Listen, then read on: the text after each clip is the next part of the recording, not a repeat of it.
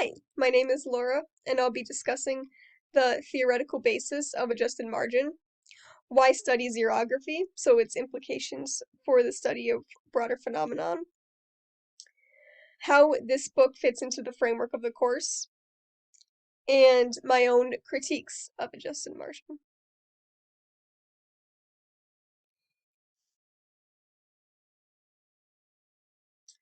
So adjusted margin is based off the theory of margins.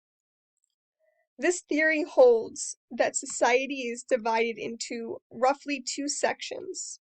The center, those with privilege in society, typically heterosexual, middle or upper class, able-bodied, white, and those who don't fit that description, who are considered to be the margins. Today, when one refers to marginalized people, this is that theory that phrase stems from. This theory was popular among sociologists and media scholars in the late 20th century, and though it has faded away somewhat in favor of other, less overly simplified theories, it provides a poignant metaphor for the book.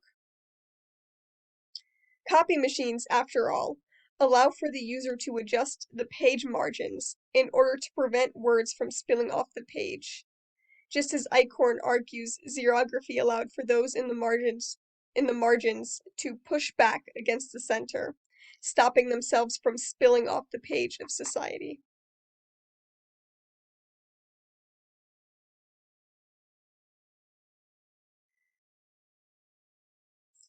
So why read this book, and why study xerography as a whole?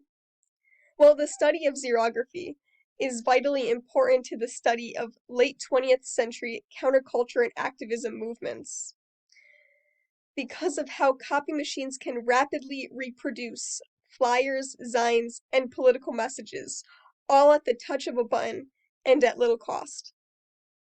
This allows for artists and activists to spread their messages without regard for traditional territorial boundaries in a pre-internet society. Suddenly, queer activists, for instance, no longer had to choose between targeting gay ghettos, as Eichhorn puts it, and straight society, when they could do both.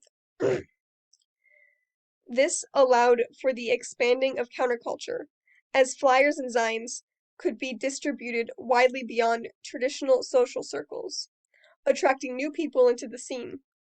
And as Xerox machines did not have the capacity to store user data, activists could maintain their anonymity, important especially for queer activists at risk of losing their jobs during the AIDS epidemic.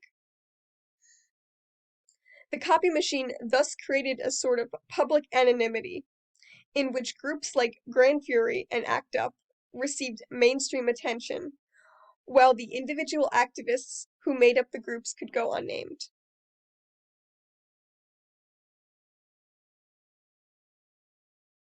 So how does this book fit into the framework of the course? Well, one of the reoccurring themes of this course is the politics of archiving. What gets preserved and what does not, in other words.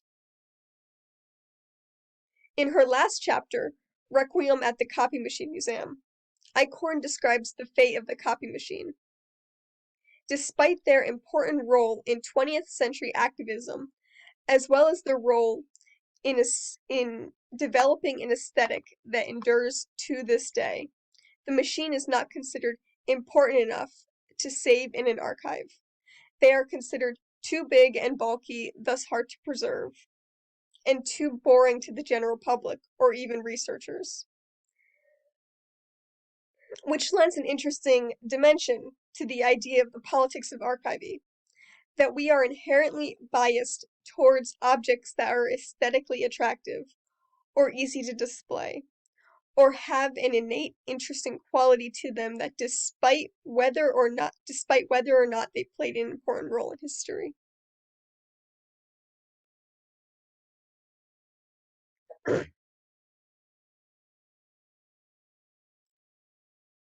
While I found Adjusted Margin an interesting read, I was struck by just how disjointed it felt. with the exception of the final chapter. Each chapter was its own self-contained essay, with few if any threads connecting chapter to chapter. One can easily read the third chapter, for instance, without reading the first, and likely get the gist of the book, in other words. I also agree with the critique presented in Art Monthly, that it is a very word-heavy book. In fact, at several points, Eichhorn cites a work of art considered to be an example of xerography without actually showing us that work of art, such as when she discusses David Vranovich's Rimbaud in New York series of photography, opting instead to describe it to us rather than show us that work itself.